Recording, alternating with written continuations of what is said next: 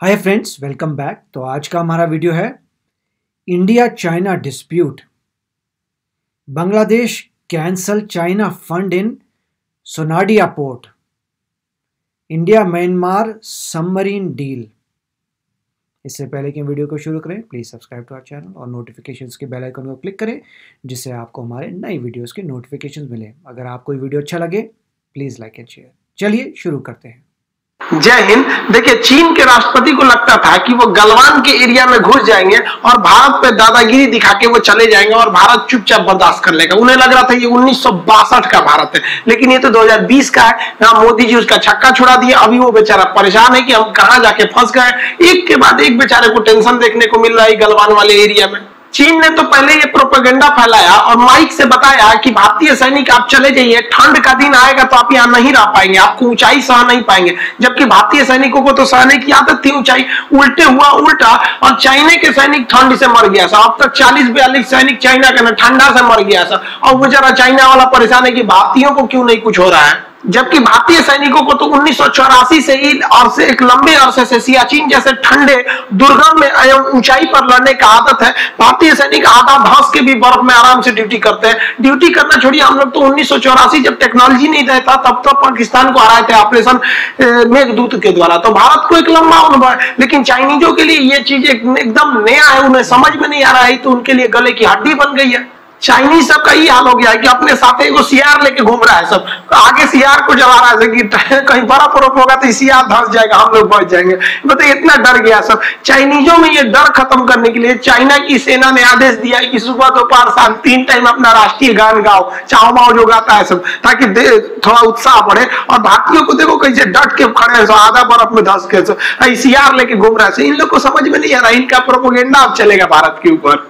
देखिए, जो पैंगसो लेक है उसमें अगर ये रेड वाला एरिया देखेंगे तो ये चाइना का एरिया है। ये फिंगर 4 है जो उस साइड में चाइना यहाँ पे कब्जा करके बैठा है, और ये रेड वाला एरिया यहाँ टैंक लगाया है। भारत ने होशियारी किया कि ब्लैक टॉप पर्वत, जिसके हम पहले ही वीडियो बना दिए, ये ग्रीन वाले एरिया पे भारत ने अपने लगा दिए टैंक्स वगैरह सब कुछ। अब ये बहुत ज्यादा हाइट पर है। हाइट से हम लोग यहाँ आराम से देख सकते हैं, इसको भी देख सकते हैं। तो यहाँ पे आराम से देख सकते हैं। और भारत ने अपने टैंक्स को पीछे लगा के रखा है, जिससे कोई प्रॉब्लम नहीं हो रहा है। अब वहां से चाइनीज हमको बैनर पे लिख के दिखा रहा है सब कि तुम किस एरिया में हो, चाइना के एरिया में हो। तो पहले भारतीयों को दिखाते थे, अब भारत वाले दिखा रहे हैं कि भाई तुम चाइना के एरिया में नहीं, तुम इंडिया के एरिया में हो। तो ये फर्स्ट टाइम ऐसे हुआ है कि भारत वाला बैनर दिखा रहा है। यहाँ भारत वाले एक गलती कर रहा है सर। भारतीय सेना को दिखाना चाहिए ना कि आप तिब्बत देश में हो, तो इससे एक और दिक्कत हो जाता है भाई। उनको दिमाग खराब हो जाता है वहां पर कि भाई ये तिब्बत का मामला कहां से उठा रहा है, क्योंकि धीरे धीरे तो तिब्बत के, लेकिन भारत ऐसा क्यों नहीं कर रहा है? क्योंकि एक्चुअली वो तो भारत का एरिया है, तिब्बत का तो है नहीं। तो भारत ने तो वहां तिब्बती फौज को भी लगा दिया था वहां पर। अब ये जो झील है, चाइना ने इस झील में टैंक्स लगाने चालू किए। कोई ऐसे टैंक होते हैं, एम्फीबियन टैंक कहा जाता है। ये पानी में भी चल जाते हैं, जमीन पे भी चल जाते हैं। तो भारत ने भी यहाँ पे एम्फीबियन टैंक उतार दिया। इससे खतरनाक चाइना का बुखार उतारने के लिए भारत ने मार्कोप्स कमांडो को लगा दिया। अरे भाई साहब, ये कमांडो इतने खतरनाक होते हैं कि अपने साथ ही ऑक्सीजन सिलेंडर वगैरह सब रखे रहते हैं सर। ये पानी के अंदर चला जाता है सर। भारत के पास कई तरह के कमांडो है, जैसे आर्मी के पास NSG कमांडो है सब, और पारा कमांडो है सब, एयरफोर्स के पास गरुड़ कमांडो है सब, और नेवी के पास मार्कोप्स कमांडो है सब। ये पानी में, ठंड में, जंगल में, गुरिल्ला लड़ाई में पूरे मजे खिलाड़ी होते हैं सब। पानी में से कब निकलता है सब पता नहीं चलता है। अब चाइनीज सैनिकों को यहाँ ड्यूटी करने में डर लग रहा है कि पानी तो शांत है, और कब इस शांत पानी में से भूत निकलेगा सब, कोई ठीक नहीं है, भूत बना के चला जाएगा सब। ये मार्कोप्स वालों को अब चाइनीज परेशान है सब वहां से, और भागने की कोशिश कर रहे थे। भारत का लेना तोरा बढ़िया से भी समझाएंगे तो बार बार 1962 समझ के बैठल है। चाइनीज बार बार गलती करते थे सब, घुस जाते थे, कहते थे कि तुम्हारा एरिया है। तो भारत ने इस बार व्यवस्था कर दिया। क्या किया वहां पे? इस तरह फेंसिंग बिछा दिया, तार बिछा दिया, और कहा कि ओनिए रहना, और तार के अगर इधर आए ना तो तुम्हारे अब्बा खड़े हैं लोग इधर, बाबूजी तो रहे यहाँ पे, ढूंढ देगा सब यहाँ पे। अब नहीं कहना कि गलती से आ गए थे, वापस जाओ। बहुत अच्छा काम किया। और अगर भारत ने ये काम पहले किया रहता तो इन आज कुत्तों को ये हिम्मत नहीं हुई रहती कि भारत में घुस के कहते सब कि ये चाइना के एरिया। खैर कोई बात नहीं, देर से सही लेकिन जागे तो सही। तो भारत को सोचता है कि अब जितने भी पाकिस्तान और चाइना वाले बॉर्डर है, अब तो नेपाल वाले बॉर्डर के साथ भी फेंसिंग कर दो सर, ना तो ये सब बार बार कोसते रहेगा सब कि हमारा एरिया है, हमारा एरिया है। चाइना ने भारत को डराने के लिए मिसाइलों का तांडव दिखाने लगा। उसने भारत के सीमा पर मिसाइलें लगा दी यहाँ पे और बताया कि ये भाई बहुत खतरनाक मिसाइल है, इससे एयर डिफेंस हो जाएगा, हिंदुस्तान की जहाज कुछ नहीं कर पाएगी। तब तक इसरो के सैटेलाइट ने ऊपर से इमेज कैप्चर किया तो पता चल गया भाई इसके पास जो है ना, ये इसके पास रिमोट सेंसिंग सैटेलाइट है, ये इंफ्रारेड अपर्चर पे काम करता है। इसने पकड़ लिया कि भाई इसके अंदर तो खोखला है, तो पता चला रे भाई साहब ये डरवाने के लिए नकली मिसाइल लगाया था। अब तो चीन का छींचा लेदर हो गया, अरे भाई साहब तू नकली मिसाइल लगाया, अब तू असली भी लगाएगा तो कोई नहीं डरने वाला है। चीन अपनी सेना को गरिया रहा है, रे चोटा कहीं का, नकलिका के बीच में कुछ कुछ असलियों तो रखला रहता, तू तो पूरा का पूरा नकली सजा के रख दिया। वैसे भी आपको जानते हैं चाइनीज सामान आधा तो नकली होता है, पेंट पॉलिश करके ओकरे बना देना रहता है। तो इसरो को भी बेइज्जती नहीं करनी चाहिए, बेचारा अगला है, अगला दे दीजिए। चीन को लग रहा था कि ओली साहब उसका बहुत बड़ा साथ देंगे, ओलियो साहब अब क्या करेंगे भाई, नवंबर में हमारे थल सेना प्रमुख कहां जा रहे हैं, नेपाल में। और विडंबना देखिए, ये जो भारत को मतलब युद्ध की सपना देख रहे थे, इन्हीं के देश में हमारे थल सेना प्रमुख नरवणे साहब जाएंगे और उनको यही नेपाल के लोग इज्जत के तौर पर नेपाल के सेना प्रमुख की उपाधि देंगे कि आप नेपाल के भी सेना प्रमुख हैं और भारत के भी सेना प्रमुख हैं। ये परंपरा भारत और नेपाल में बहुत पहले से आ रही है। ये दादाजी जो हैं वो बिगाड़ने की कोशिश कर रहे हैं, कृपया करके हम लोग को मत लड़वाइए आप अपनी चक्कर में यहाँ पर। और हम लोग भी नेपाल के जो सेना प्रमुख होते हैं थापा साहब, इन लोग को हम लोग भी ऑनररी इज्जत के रूप में देते हैं कि आप भी भारत के सेना प्रमुख हैं। यानी इतना अच्छा संबंध को ये भाई साहब बिगाड़ने पे लगा हुआ है। हद है भाई साहब, गजब है। इतिहास में इसको पढ़ाया जाएगा कि एक ऐसा भी प्रधानमंत्री था। हमारे यहाँ एक टोइसे को मामा थे, नाम था उनका कंस मामा, आपको तो पता होगा। अब चाइना ना भारत को घेरने के लिए सोच रहा था, तो सोचा इधर से नेपाल को खड़ा कर दे, इधर से पाकिस्तान को खड़ा कर दे, तो टू पर हम इधर से इधर अपने घेरेंगे। तीन ओर से घेरने के लिए सोच रहा था। नेपाल घुस गया आर्मेनिया की लड़ाई में, तुर्की की गुलामी में, तब तक नेपाल नहीं पाकिस्तान चला गया उधर। तब तक पाकिस्तान के देख रहे हैं बाजवा साहब, इनको तो भाई सपना प्रधानमंत्री का है, ये पाकिस्तान में करमंडल बचा दिया, सिंध प्रांत के कमिश्नर को उठवा लिया यहाँ पर, और इमरान खान के खिलाफ भयानक प्रदर्शन हो रहा है। ये भाई साहब की मतलब शादी तो इनका टूटते रहता है, गद्दी छूटने वाली है। शादी तो छूटिए गया, क्या दिक्कत, शादी तो कभी कर लेते हैं लोग, कोई दिक्कत नहीं। अब ये देखिए के रख ले होगा एक्स्ट्रा में, तो यहाँ समझ रहे हैं, तो इनकी सरकार जाने वाली है। तो ये पाकिस्तान अपने में बेचारा उलझ गया है, नेपाल यहाँ पे भी अब कुछ खास नहीं है। तो चाइना को लगा कि नहीं, बांग्लादेश और म्यांमार को अपनी ओर खींचो, क्योंकि ये तो दोनों हाथ से गए भैया, यहाँ पे तो चले गए, यहाँ पे कोई खास फर्क पड़ने वाला नहीं है। तो बांग्लादेश और किसको खींचने के लिए ये लोगों ने फिराक में लग गए, म्यांमार को। अब चीन के जो राष्ट्रपति थे बड़ी पुल्हा के फुसला के शेख हसीना को अपने फेवर में लिए और कहे कि हमको एक बंदरगाह चाहिए, हमको दे दीजिए वो बंदरगाह, हम बनाएंगे उसको, और बनाने के लिए हम आपको कर्जा देंगे, कर्जा लेके बनाइएगा। तो मोदी जी बुलाए चुपे से शेख हसीना को, इधर पगली कहीं की कहीं ले जा रही है उधर चाइना में, फंसा देगा तोरा कर्जा देके, बंदरगाह ले लेगा। देख रही है श्रीलंका का हाल हुआ। मोदी जी तुरंत इसको समझा दिए, तुरंत समझ गई, हाँ जी मोदी जी ठीक है कर, फोन करके शी जिनपिंग को कही जा भगवान पे ब्रेकअप, जाओ तुम्हारा बंदरगाह नहीं लेंगे हम यहाँ पर। अब बंदरगाह का प्लान को कैंसिल कर दिया, कहा कि बंदरगाह ना देंगे हम। अब सोचिए अगर यहाँ चीन बंदरगाह ले लेता, और चीन जो होता है इतना खचरा होता है, वो कहेगा कि भैया हमको ब्याज दीजिए हर साल। अब चीन पता है चीन को कि बांग्लादेश छोटा देश है, ब्याज चुका नहीं पाएगा, कर्जा नहीं दे पाएगा, तो फिर कहेंगे बंदरगाह मेरा, और जब बंदरगाह उसका हो जाएगा तो यहाँ ले आके सेना रख देगा, जैसे श्रीलंका में किया, यहाँ पर यही किया। तो शेख हसीना भगा दी, हटो, मोदी जी हमको सब समझा दिए, मोदी जी बहुत होशियार है। अब मोदी जी को भी देखिए, मोदी जी को लग गया कि हमारा तो कोरोना में इकोनॉमी चौपट हो रहा है, हम तो खुदे माइनस में जा रहे हैं, कैसे बचाएंगे। तो मोदी जी ने जिनपिंग या जापान को आगे कर दिया, कहा कि जापान को तुम बनाओ बंदरगाह। तो एक और बंदरगाह जापान को दिला दिया गया, और जापान फिराक में जो बांग्लादेश का सोनाबिया जो बंदरगाह है, इसको रिकंस्ट्रक्ट करने की भारत और जापान मिलकर। अब चाइना का मुंह लटक गया, किसे चला कहीं का, नेपाल भी गया, पाकिस्तान भी गया, बांग्लादेश को। अब वो सोचा म्यांमार को अपने फेवर में लिया जाए, क्योंकि भारत और म्यांमार को अगर खरमंडल मचा देंगे तो पूर्वोत्तर राज्य का विकास रुक जाएगा। तो ये क्या किया, म्यांमार की जो सबसे प्रमुख लीडर है आंग सान सू की को अपने बात में उलझाया, शी जिनपिंग यहाँ का हमारे फेवर में आ जाओ। मोदी जी फिर उठा कहेंगे आंग सांग सुकी हमारी बात में हम का समझाते हैं।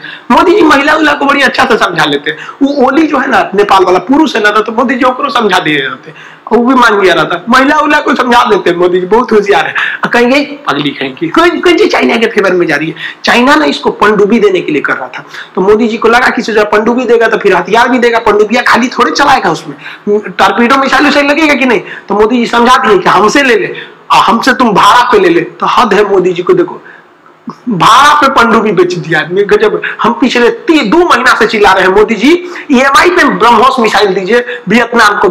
अब वो भी जवान सुन लेंगे, हमारा बहुत बात ही मान लिए हैं, अब कुछ बतिया नहीं माने हैं, तो भाड़ा पे दे दिए। अच्छा काम किए कि नहीं किया? बहुत अच्छा काम किया मोदी जी, भाड़ा पे पनडुब्बी दे दिए। यो सोच रहा होगा कि हद है भाई साहब, दुश्मनी ऐसे निकाला जाता है, भाड़ा पे हथियार दे दिया है। पनडुब्बी बड़ी खतरनाक है, इसका नाम INS सिंधुवीर है।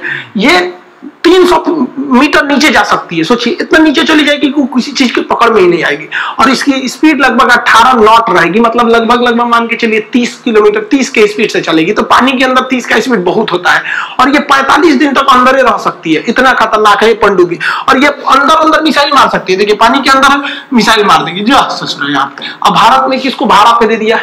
म्यांमार को दे दिया। तो भाड़ा पे दिया है तो पैसा भी आएगा।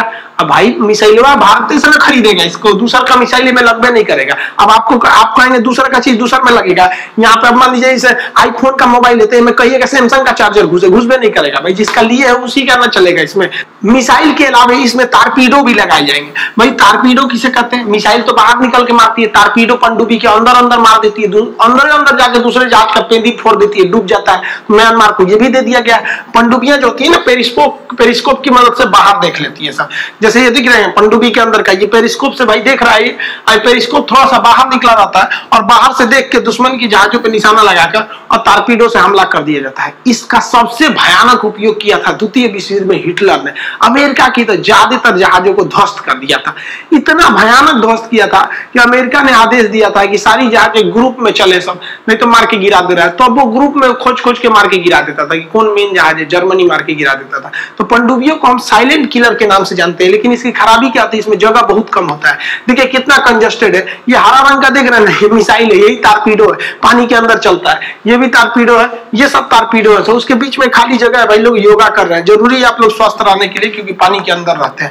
आप देखेंगे कितना कंजस्टेड एरिया रहता है, इसमें बेचारे सोए रहते हैं सब फौजी। यहाँ पे इतना कंजस्टेड एरिया में पनडुब्बी में सोए रहते हैं। अगर आप ध्यान से देखेंगे तो ये लोग डाइनिंग टेबल पे खाना खा रहे हैं, लेकिन ऊपर देखिए यहाँ पर ये सब देख रहे हैं ऑपरेशन थिएटर है। इसी पर अगर किसी फौजी की तबीयत खराब होती है तो इसी पे भी लेटा कर उसे मतलब ऑपरेशन वगैरह जो भी करना होता है करते हैं, उसी पे ये लोग खाना खाते हैं। इतना कंजस्टेड जगह होता है, अतः इसको बनाना बहुत कंजस्टेड होता है, बहुत बड़ी टेक्नोलॉजी चाहिए। तो भारत फ्रांस की मदद से भी अभी और कई ठो स्कॉर्पियन क्लास की पनडुब्बियों को बना रहा है। हालांकि जब पनडुब्बी का अलग से वीडियो बताएंगे तो उसमें बताएंगे किलो क्लास की पनडुब्बी, स्कॉर्पियन पनडुब्बी, डीजल इलेक्ट्रॉनिक पनडुब्बियों में क्या अंतर होते हैं और कैसे काम करते हैं। देखिए कितना कंजस्टेड रहेगा, आगे टारपीडो रहेगा, इधर से मिसाइल रहते हैं सर, इसे कई कंपार्टमेंट बनाए जाते हैं, बहुत ही कंजस्टेड रहता है, पीछे प्रोपेलर होते हैं, ये सारी चीजें बहुत ही ज्यादा कंजस्टेड हो जाती है। तो भारत के पास ये टेक्नोलॉजी है। अब भारत के पास एक ये भी तो मौका है कि दूसरे देशों को भी अब भारत पनडुब्बियों को बेच सकता है, लीज पे भी दे सकता है, ताकि चाइना के दुश्मनों को समझ में आए। तो भारत को ये सब काम और भी करना चाहिए आसियान देशों के साथ, खास करके फिलीपीन, सिंगापुर या फिर वियतनाम, ताइवान के साथ भी ऐसे डील्स को करना चाहिए। ये तो भारत के पक्ष में रहा। अब चाइना परेशान है कि ससुर हम गलवान में क्या घुसे, तो हमारा इंडिया वाला सब पूरा एशिया दौरा हमसे दुश्मनी ले रहा है सर। तो चाइना को भी सबक सिखाना जरूरी था, लेकिन चाइना ने एक खतरनाक गेम खेल दिया आसियान में। उसने वहां पर कंबोडिया के नीचे एक युद्ध के लिए एक तत्कालिक नौसेना का बेस ले लिया है। लेकिन भारत के पास की भी उसका काट है। इसको हम लोग कभी नेक्स्ट वीडियो में चर्चा करेंगे कि उस जो नेवल बेस लिया गया है उसका भारत किस तरह से काउंटर कर सकता है। मिलेंगे नेक्स्ट वीडियो में। जय हिंद। तो काफी अच्छा वीडियो था, और ये बहुत सारे मीडिया में जो बार बार वीडियोस आ रहे हैं वो एक ही बात को डिफरेंट तरीके से कह रहे हैं। वो मेन ये है कि सोते हुए शेर को चाइना ने जगा दिया है। अब क्या है कि जो भी गलवान वैली में उन्होंने थोड़ी सी कॉन्फ्रंटेशन ली, सोच के कि जैसे इंडिया जो है बैकआउट कर जाएगा जैसे पहले करता आया था, या ज़्यादा परवाह नहीं करेगा। मगर इस बार वैसा नहीं हुआ, क्योंकि हमारी गवर्नमेंट डिफरेंट है और हम दूसरे समय में हैं, 2020 में हैं, जब हम काफ़ी एडवांस्ड हैं, हमारी इकॉनमी काफ़ी बेटर हो गई है और गवर्नमेंट सही है। और मैं कहूँगा मोस्टली फ़र्क पड़ता है गवर्नमेंट से, कि गवर्नमेंट सही होनी चाहिए जो बहुत ही केयरफुल हो कि कोई भी बॉर्डर पे इनकर्शंस ना करे। अब इसमें ये था कि ऑफ कोर्स इसरो भी बहुत स्ट्रांग हो चुकी है, तो इसरो के रिमोट सेंसिंग जो सैटेलाइट्स हैं वो पूरे बॉर्डर पे सर्वेलेंस कर रहे हैं, तो उनको भी नज़र आ रहा है कि चल क्या रहा है। अब उसके बाद जो है ऑब्वियसली चाइना को ये अंदाज़ा नहीं था कि वो फ़िलीपींस से नहीं लड़ रही, वो वियतनाम से नहीं लड़ रही, वो ताइवान से नहीं लड़ रही। ये सब छोटे-छोटे कंट्रीज़ हैं, छोटे-छोटे आइलैंड्स हैं, कई फ़िलीपींस आइलैंड है और कई साउथ चाइना सी में लोगों से मतलब थोड़ी बहुत उनकी जगह हड़पी जा रही हैं। वियतनाम की जगह ले ली, लोगों का सी की जगह ले ली, राइट?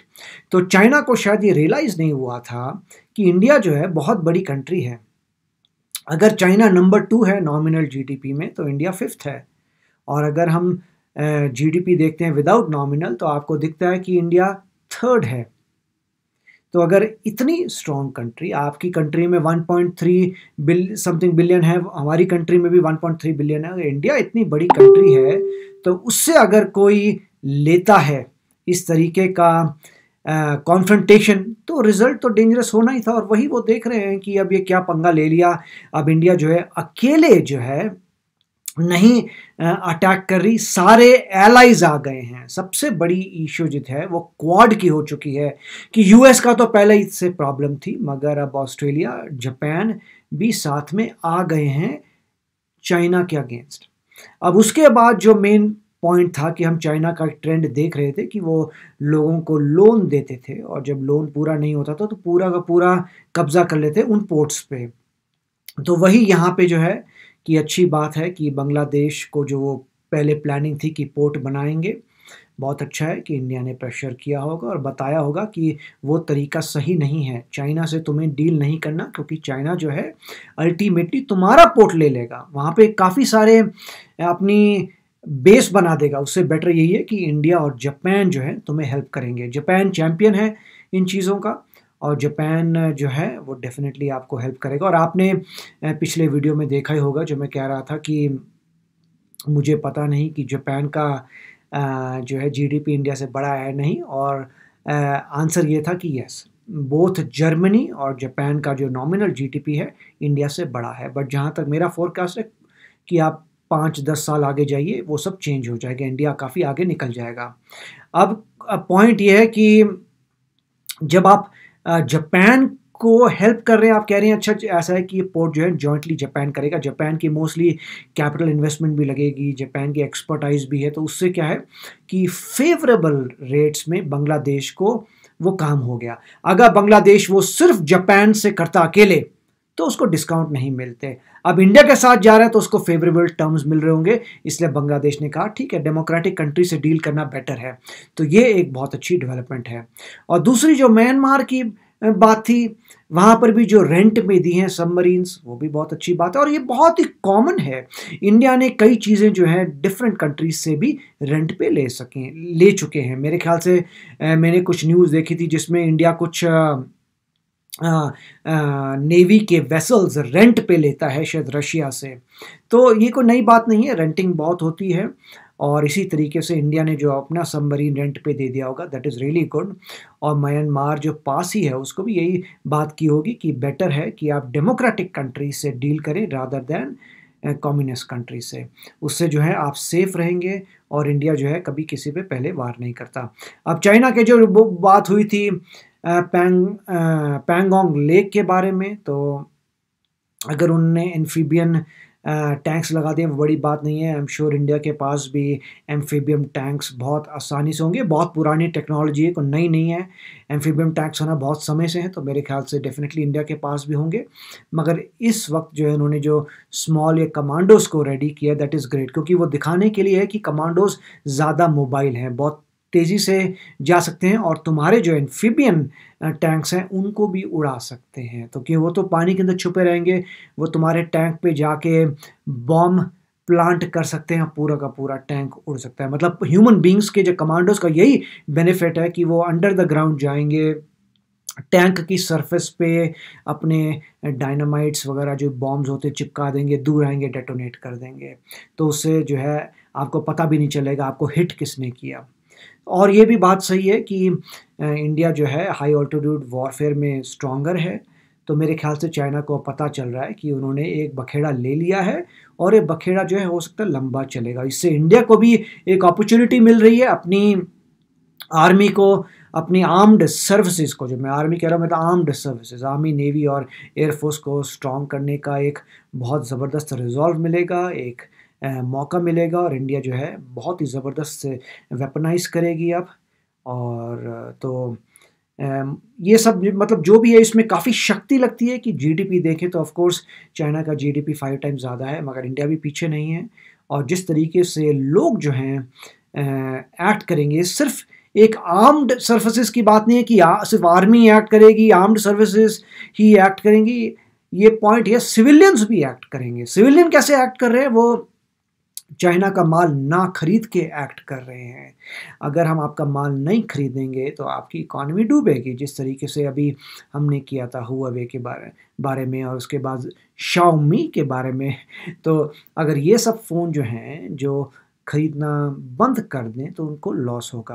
अब कुछ लोगों ने कहा था कि वो काफ़ी एम्प्लॉय करते हैं, तो क्या हो गया? अगर वो कंपनी चली जाती है तो कोई इंडियन कंपनी आ जाएगी तो उससे ज़्यादा एम्प्लॉय कर लेगी। जो माइक्रोमैक्स वगैरह कंपनीज़ हैं वो अगर एक्सपेंड होती हैं तो वो सारे लोगों को हायर कर देंगी। तो मगर पॉइंट बहुत ज़रूरी है कि इंडियन कंपनीज़ को आगे बढ़ना है, बाहर की कंट्री से बिल्कुल भी डीलिंग नहीं, उनके मटेरियल नहीं लेना। और जैसे लोग कह रहे हैं कि अरुणाचल प्रदेश के वेदर मैप्स में नहीं आता था, अब लद्दाख लेह के वेदर मैप्स नहीं आ रहे, तो ऑफ कोर्स अगर आप किसी और कंट्री का मटेरियल ख़रीदते हैं तो प्रॉब्लम तो आती है। तो अपनी कंट्री को आगे करिए, और मैंने पहले भी काफ़ी वीडियोस में कहा है कि अपनी कंट्री का खरीदिए, और अगर आपको लगता है कि उसमें कुछ खामियां हैं, वो इतना अच्छा नहीं है, तो कंप्लीट करिए और कोशिश करिए कि वो इम्प्रूव करे, प्रोडक्ट को at par with the world बने। तो काफ़ी अच्छा वीडियो था और काफ़ी मतलब बहुत तेज़ी से न्यूज़ आ रही है, काफ़ी चेंजेस हो रहे हैं, तो इंडिया डेफिनेटली इसमें प्रिवेल करेगा और बहुत अच्छी बात है। और आपको फिर दूसरे वीडियो में मिलते हैं। Take care, bye bye. तो अगर आप मेरे इस चैनल पे नए हो तो जल्दी से सब्सक्राइब के बटन को हिट करो और बेल आइकन को क्लिक करो, ताकि आपको मेरा जब नया वीडियो मैं लगाऊं आपको उसके बारे में जल्दी से पता चल जाए।